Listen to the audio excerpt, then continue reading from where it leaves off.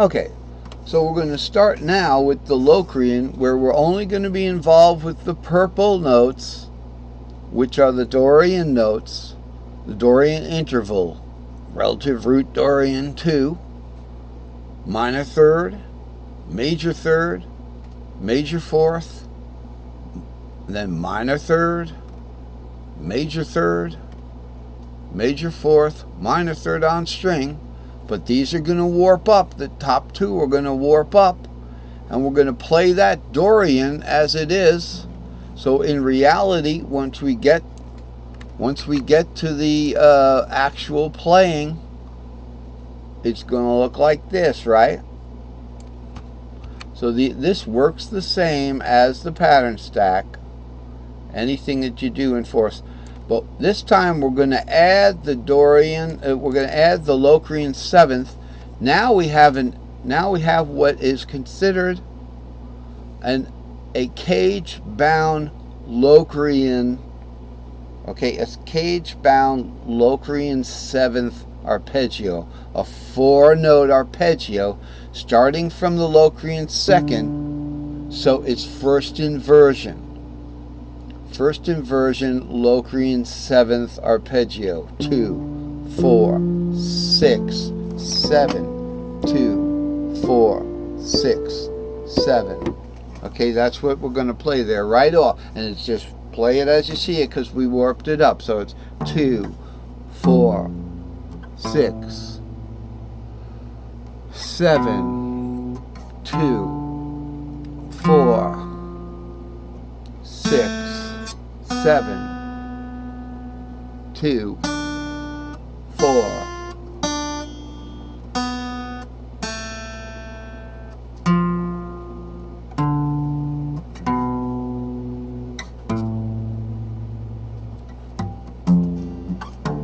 Sorry I had to do that so slow.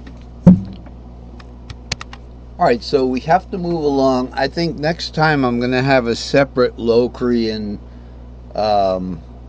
pattern. So in each one of these, I'm sorry, I'm really at war with this with allergies. And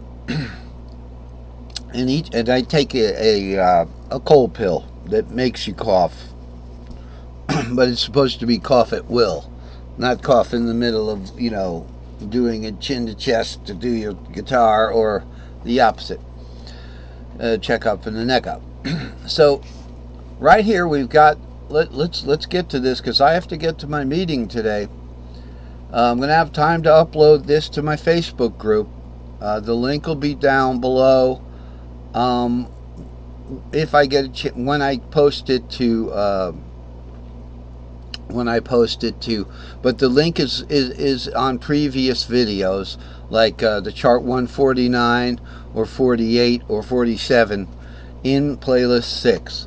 You'll see the link to, you know, to the Facebook group.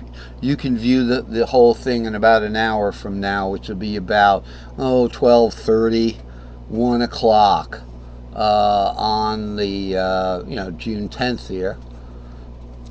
Okay, so one of my favorite days of the year, June 10th. So we have a major and a minor in this fretboard. In the Ionian and the Dorian. Add the 7th for the Locrian. I think we know what that is. So we have a major and the minor. Why do I do the root Ionian and the 2 minor Dorian? Because they share no notes in the chords, in the tritone chords. Okay, so root shares nothing with, okay, that kind of thing. We got the same situation with the 3rd minor Phrygian and the 4th major Lydian. They share no notes in their triads. No note sharing. So you can display them on the keyboard, on a fretboard like this. Same thing with Mixolydian and the 6 minor Aeolian, which is 5 root 3, so Mixolydian 572. Aeolian is 5 root 3. By the way, that's 6 root 3. That's a typo. Sorry about that. Glad I caught an Andy mini blooper there. That would have been left better over there, right? It's 6 root 3 for the Aeolian. Sorry about that. That's a pure typo, because I'm losing my sight, and I need one of those keyboards with the big keys, but they tend not to have as much functionality. You know, so anyway, we're looking at that situation. The root Mixolydian would be 572 over here. It might be a little hard to see the numbers there, 572, but once again we have major to minor to perfect fourth, and then it warps up, so instead of a major being over here, it warps over for you, and then you start to get the fun shapes on the top 3 strings. The Aeolian is minor to major, because as soon as you switch, you know, if you have a root, a relative root and a relative fifth, no matter what mode it is, if you take the middle note and you move it one direction to change this interval, you're changing this interval. So it just becomes the opposite. A major goes to a minor and vice versa. So here's our playing field right here.